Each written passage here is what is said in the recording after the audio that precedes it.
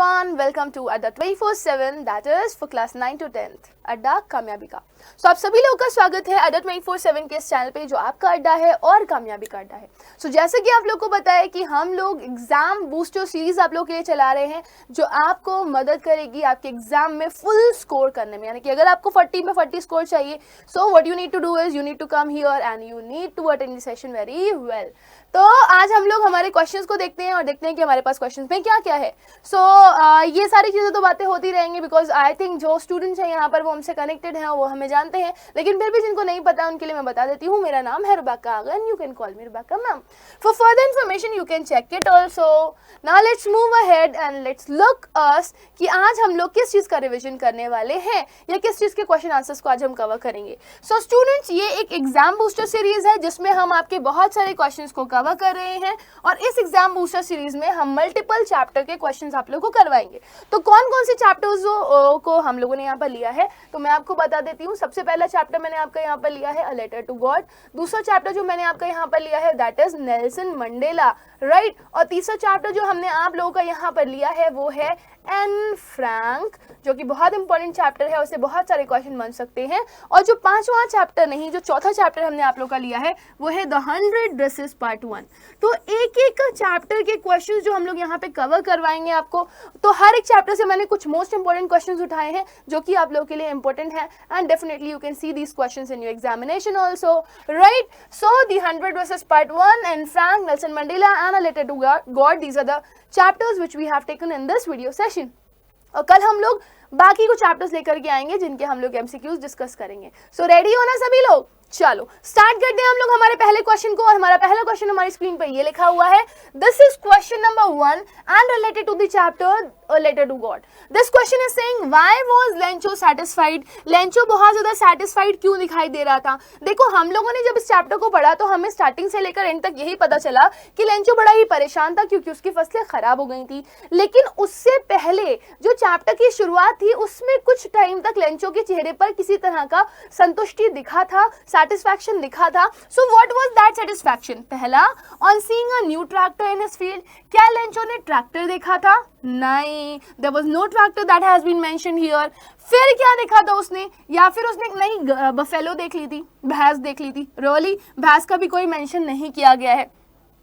Then we have another, on seeing the field of ripe corn with flowers. या फिर उसने क्या देख लिया था? अपने फील्ड में देख लिया था जो कॉर्न है वो राइप हो रहे हैं, यानी कि पक रहे हैं, धीरे धीरे उनमें फ्लावर्स आ रहे हैं। तो ये देख करके बहुत खुश हो गया था, ओह मेरी फसलें जो हैं वो बहुत अच्छे से क्या हो गई हैं, उगना शुरू हो गई हैं और अब हल्की फुल्की सी अगर बारिश हो जाएगी तो मेरी इन फसलों को मैं क्या कर सकता हूँ, काट सकता हूँ। So he was very very happy कि अरे वाह, मेरी जिंदगी तो एकदम मतलब हैप्पी हो गई, मैं बहुत खुश हूँ, मेरी जिंदगी में अब किसी तरह का कोई भी गम नहीं है। या फिर आपसे पूछा जा रहा है इनमें से कोई भी नहीं। तो बट ऑब्वियसली चीज है, जब आपने चैप्टर की शुरुआत करी थी तो चैप्टर की शुरुआत में जो लेंचो था वो हमें बड़ा ही हैप्पी गोइंग दिख रहा था। क्यों? क्योंकि उसने देखा था कि उसकी पूरी कॉर्नफील्ड में छोटे छोटे से फ्लावर्स निकल आए हैं और उसकी जो खेती है वो पकना शुरू हो गई है। और उसके मन में ये था हल्की फुल्की बारिश हो जाएगी तो और सही हो जाएगा। लेकिन बारिश ना हो करके there was something else that was happening and what was that? That was the hailstorm जिसने उसकी पूरी की पूरी फसलों को बर्बाद कर दिया था, राइट। तो आई होप ये क्वेश्चन क्लियर हो गया होगा आप लोगों को। अब हम जाएंगे सवाल नंबर 2 पर। This is question number 2 and let's see what this question number 2 is asking.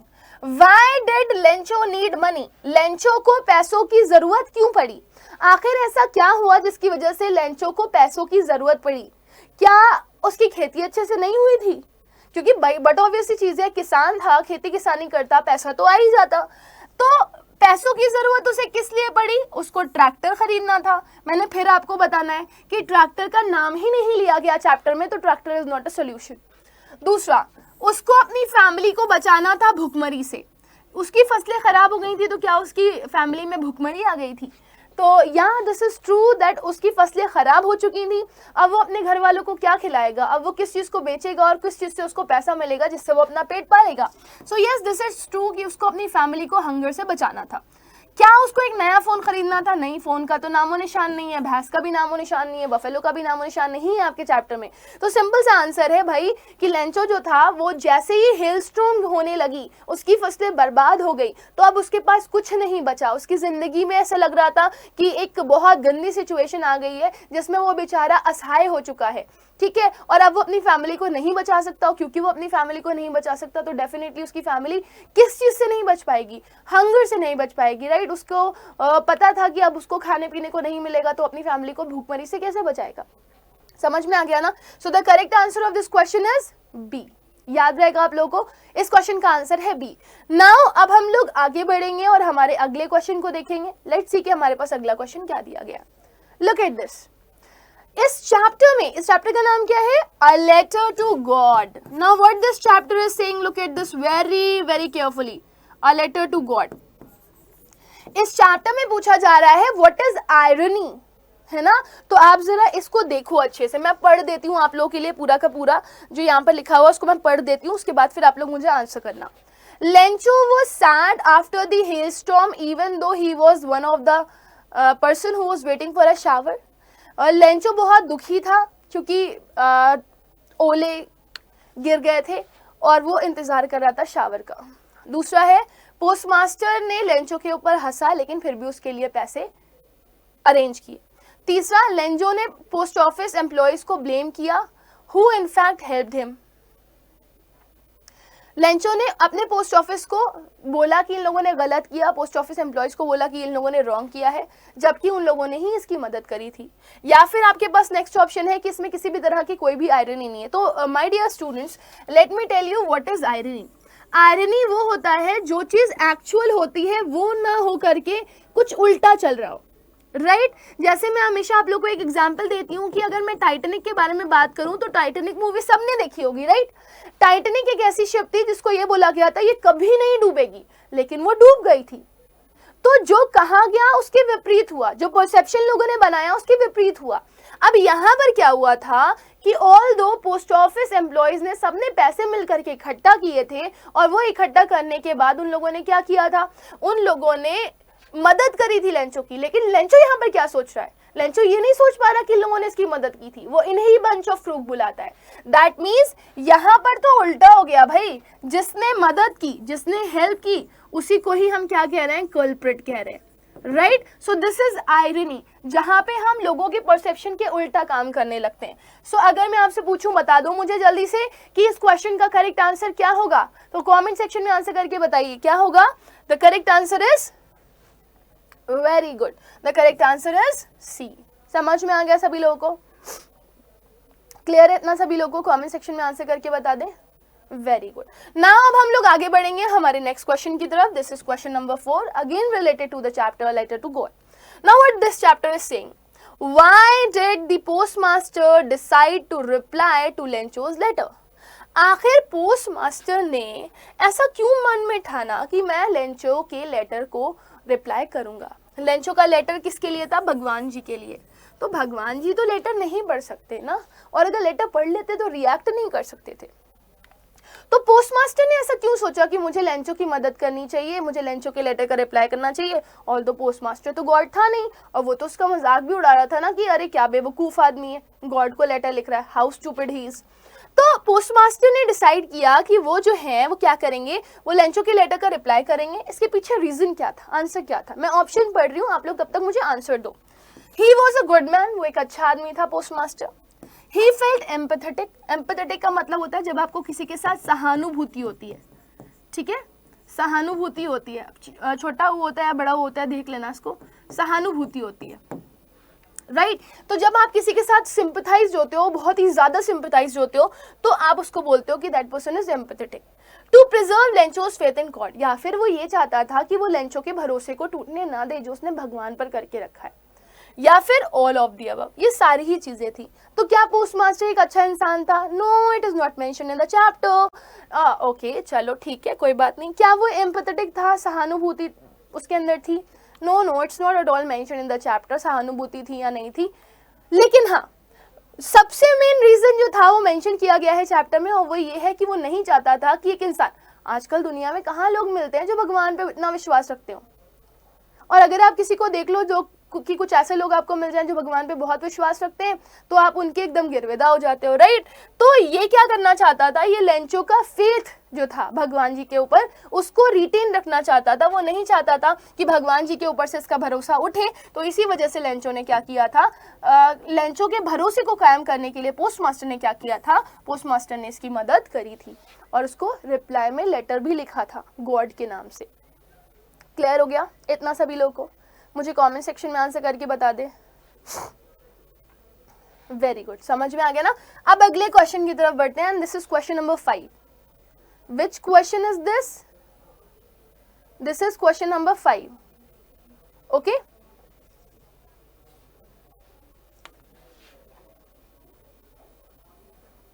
ये क्या है? क्वेश्चन नंबर 5 है, ठीक है। चलो, तो क्वेश्चन नंबर 5 क्या कह रहा है? Where was Lencho's house situated? Lencho का घर कहां था? बहुत सिंपल सा है, लेंचो का घर एक हिल में था, है ना, और वो हिल जो कि छोटी छोटी सी थी और उसके टॉप पे था, क्रेस्ट पे था। So in your chapter the word that has been used is crest, which means the top of the hill. Okay, so अगर आपसे पूछा जाए लेंचो का घर कहां पे सिचुएटेड था, bottom of the hill, top of the hill, top of the plateau, या फिर इन द सिटी, कहां पे था? तो it is top of a hill. और कभी कभी आपको ये ऑप्शन ऐसे भी मिलेगा, crest of a hill. Okay, समझ में आ गया बेटा? Very good. अगले क्वेश्चन की तरफ बढ़ेंगे, question number 6। Now look at this very beautiful question and very important question. Now this chapter is related to the Nelson Mandela, a long walk to freedom. Question is, where did ceremonies take place? जितनी भी ceremonies होती थी वो कहाँ होती थी south Africa में?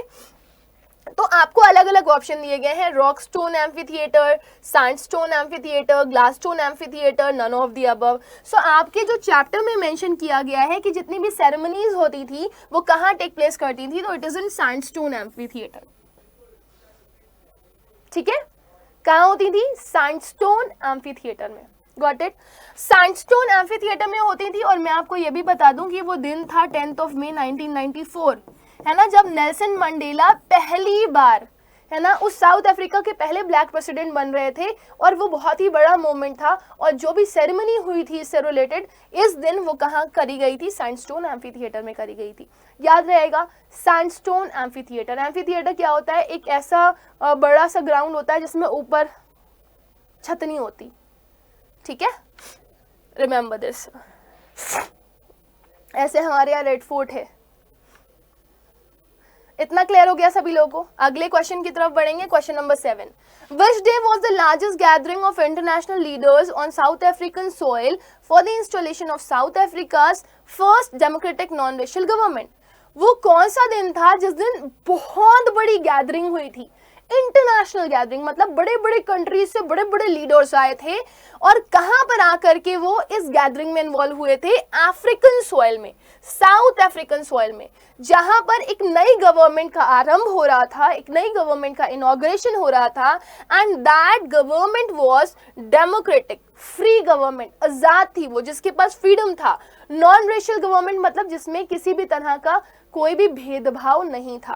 सो एक ऐसी गवर्नमेंट थी जिसमें किसी भी तरह का कोई क्लैश नहीं था, डिस्क्रिमिनेशन नहीं था, किसी भी तरह की कोई भी अलग अलग चीजों को लेकर के किसी भी तरह की प्रॉब्लम्स नहीं थी। मतलब हर कोई आजाद था, हर कोई फ्री था, हर कोई मेंटल स्टेट उसका फ्री था। क्यों? क्योंकि कोई भी छुआछूत जैसी कोई चीज नहीं थी, पुअर और रिच में कोई डिफरेंस नहीं था, और साथ ही साथ में किसी भी तरह का कोई काले और गोरे का डिफरेंस नहीं था। सो आपसे पूछा जा रहा है ये largest gathering south African soil में किस दिन हुई थी? What was that day? तो आपने याद रखना है, it is 10 May. And if you want to look for the year you can learn it, that is 1994।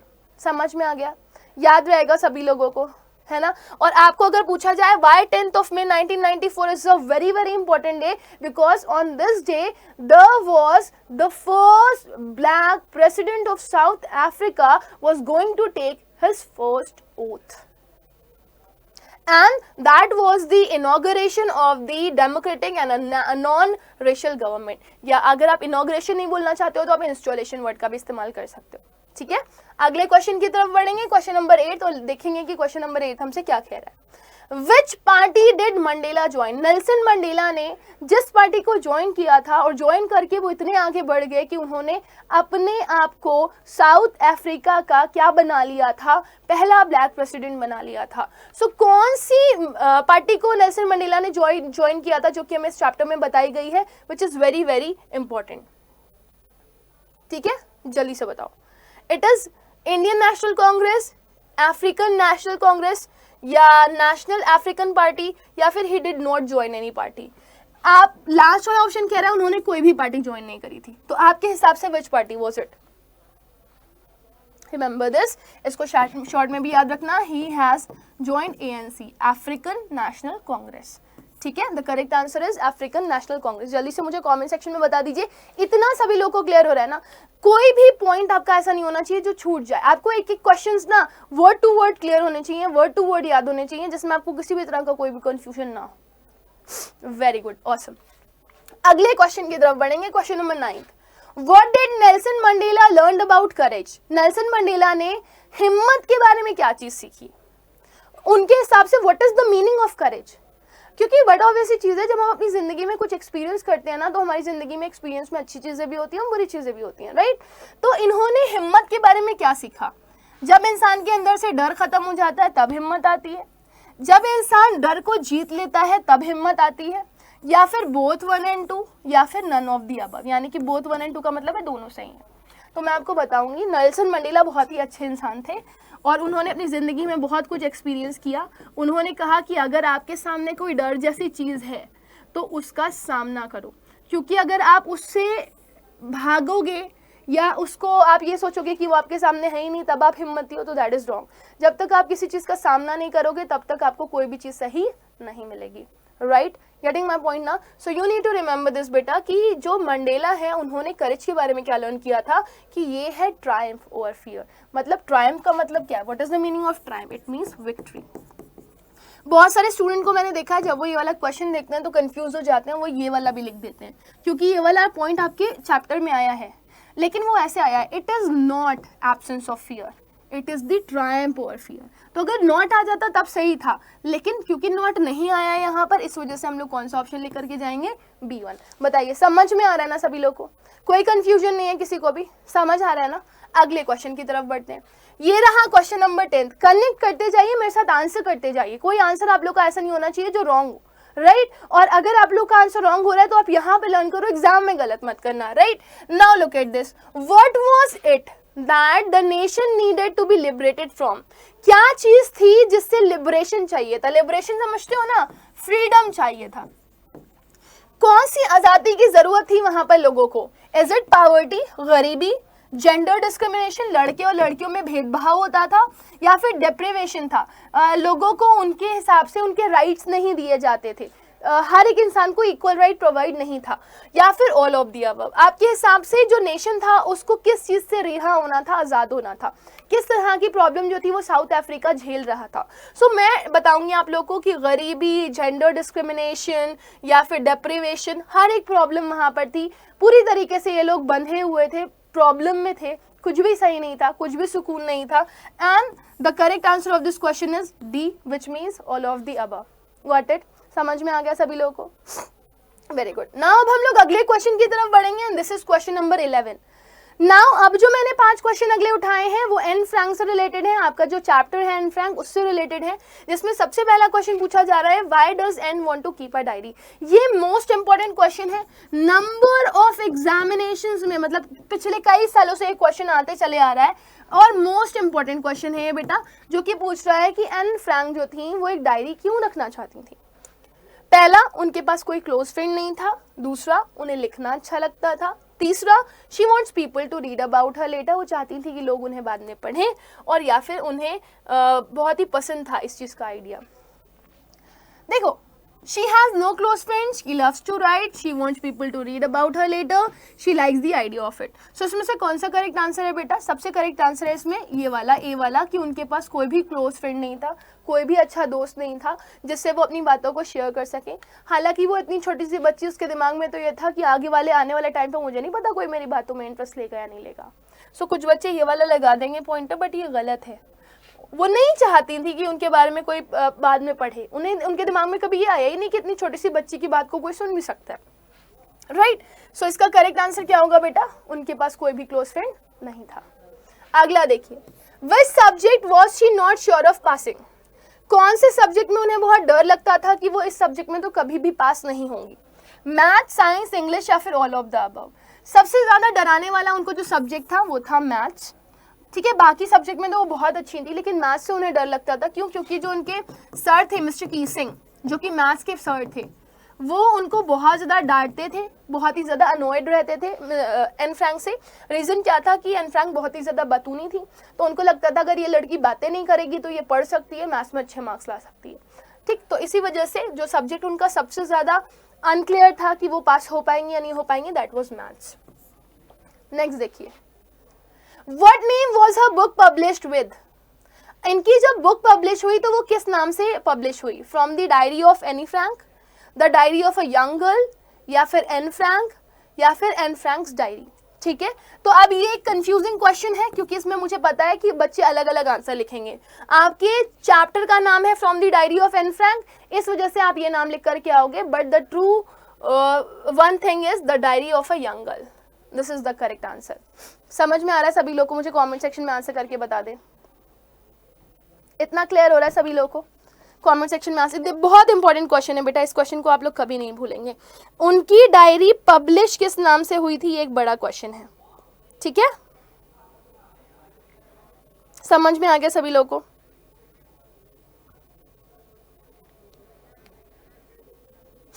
जल्दी से मुझे कमेंट सेक्शन में आंसर करके बताएं।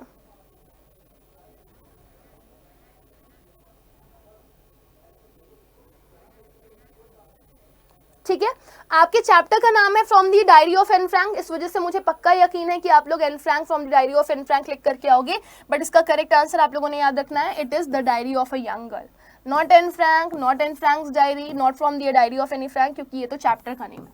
चैप्टर का नाम आपसे पूछे तो आप चैप्टर का नाम ये डाल सकते हो, बट किस नाम से पब्लिश हुई थी, उनके पापा ने उनकी डायरी किस नाम से पब्लिश करवाई थी, so it is with the diary of young girl. Got it? समझ में आ गया? अगला देखो, question number 14। Look at this very carefully and very important question. How did Anne justify her being talkative in the essay? Anne Frank के जो teacher थे maths वाले मिस्टर की सिंह, उन्होंने पनिशमेंट के तौर पर उनको एक होमवर्क दिया था, और होमवर्क में उन्होंने उनको एक ऐसे लिखने के लिए दिया था चैटर बॉक्स पे। तो उन्होंने अपने आप को जस्टिफाई किया कि आखिर मैं इतनी बातें क्यों करती हूँ, तो उसके पीछे उन्होंने क्या रीज़न दिए थे। She discuss the subject topic in the class, उन्होंने सब्जेक्ट टॉपिक का डिस्कशन किया था क्लास में। उन्होंने कहा था ये उनकी हैबिट है, या फिर उन्होंने कहा था ये एक इनहेरिटेड ट्रेड है जो कि उनकी मदर से उनके पास आया है, तो वो उसके लिए कुछ ज़्यादा नहीं कर सकती। उन्होंने ये जस्टिफिकेशन दिया था कि क्लास बहुत बोरिंग है। तो एन फ्रैंक ने अपनी को टॉकेटिव होने के पीछे रीज़न बताया था कि मैं तो एक छोटी सी बच्ची हूँ और बच्चों का काम होता है बातें करना, और ऑल दो एक ऐसी चीज़ जो इंसान को विरासत में मिली हो अपने मदर से, वो कैसे उसके लिए भला कुछ कर सकता है। मेरी मम्मी बातें करती थी इसलिए मैं बातें करती हूँ। So there is not anything like कि मेरी मम्मी बातें करती थी तो मैं बातें ना करूं, कुछ ना कुछ ट्रेड तो मम्मी से आते ही है ना। सो उन्होंने अपनी जस्टिफिकेशन के लिए कौन सा आंसर दिया था? सी। वेरी गुड, तो C is the correct answer. Very well done. Next देखिए question number 15, the most important question. Why does Anne think she was lonely? Anne Frank को ऐसा क्यों लगता था कि वो बहुत अकेली हैं?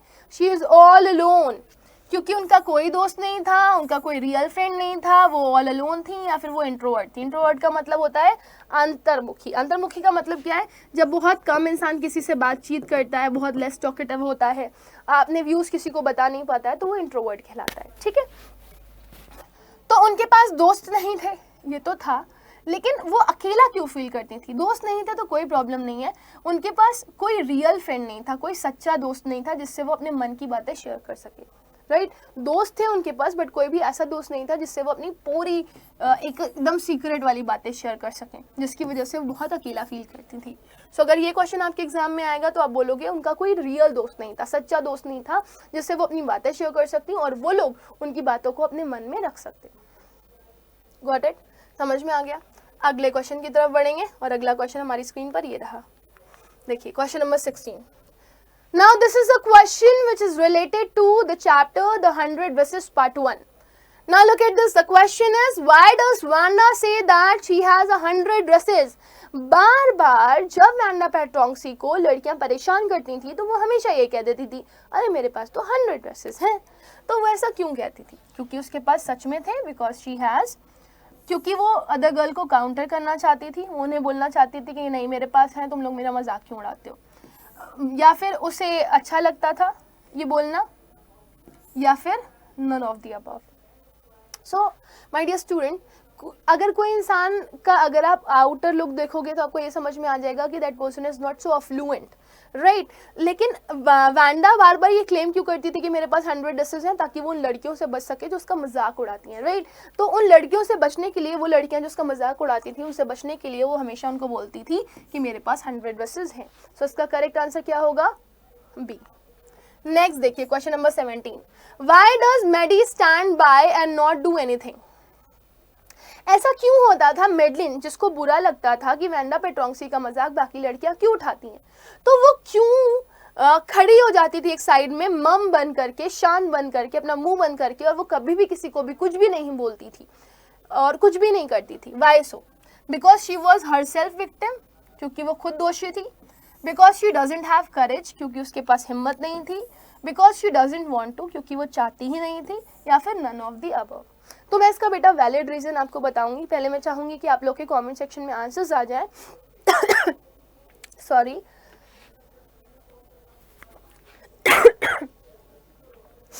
हाँ, वेरी गुड।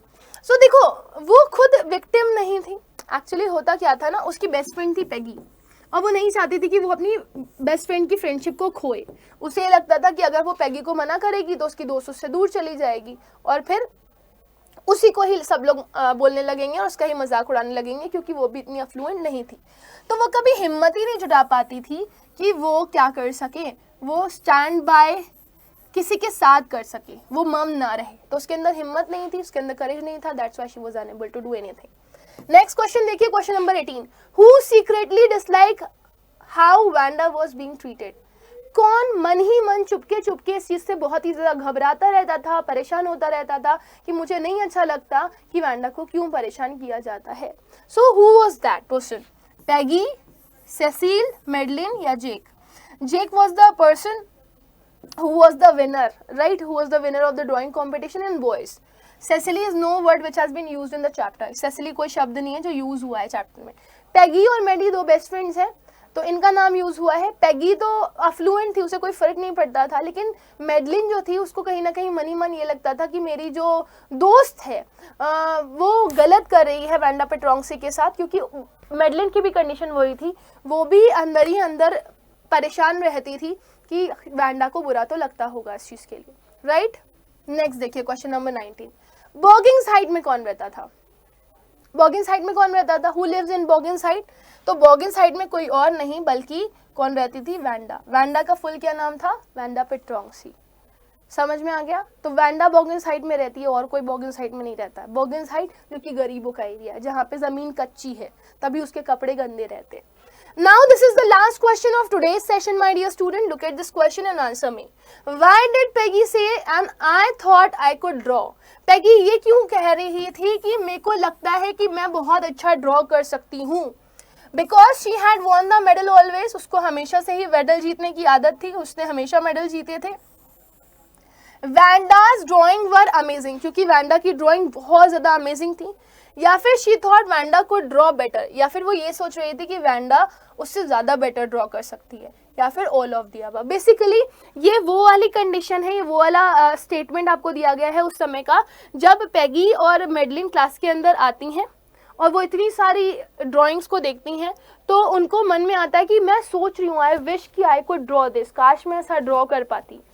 बट मैं तो यही सोचती थी अभी तक कि मैं ही सबसे अच्छा ड्रॉ करती हूँ, लेकिन यहाँ पे तो कुछ और ही नजर आ रहा है, यहाँ पे तो किसी और ही लड़की ने बहुत अच्छे ड्रॉ किए हुए हैं ड्राइंग्स। तो ये चीज़, ये स्टेटमेंट उसने कब दिया था? जब उसने वैंडा की ड्राइंग्स को देखा था और उसको वैंडास की ड्राइंग जो थी वो बहुत ज़्यादा अमेजिंग लग रही थी। ओके, तो उसके मन में आया, मैं सोचती थी कि काश मैं ऐसा ड्रॉ कर सकती, बट शी वॉजंट।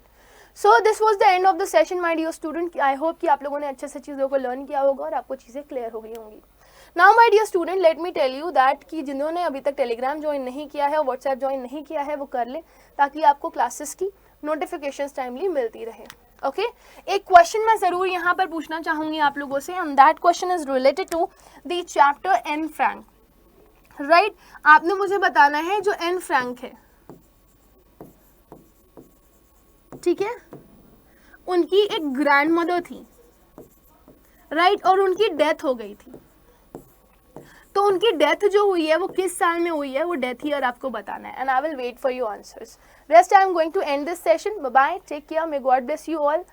ओके, मैं सेशन को एंड कर रही हूँ। आई होप कि आपको अच्छे से समझ में आया होगा ये, और यहाँ पे किसी भी तरह का कोई कंफ्यूजन आपको नहीं होगा। ओके, तो बाय बाय एवरीवन, अच्छे से पढ़ाई करिए, अच्छे से चीज़ों को लर्न करिए, और जितना बेस्ट ऑफ बेस्ट हो सकता है ना अपना देने की कोशिश करिएगा एग्जाम में, और हमारे साथ यूं ही पढ़ते रहिए और हमारे साथ यूं ही बढ़ते रहिए और बहुत कुछ अपनी ज़िंदगी में हासिल करिए। ठीक है, bye bye everyone, take care and may God bless you all.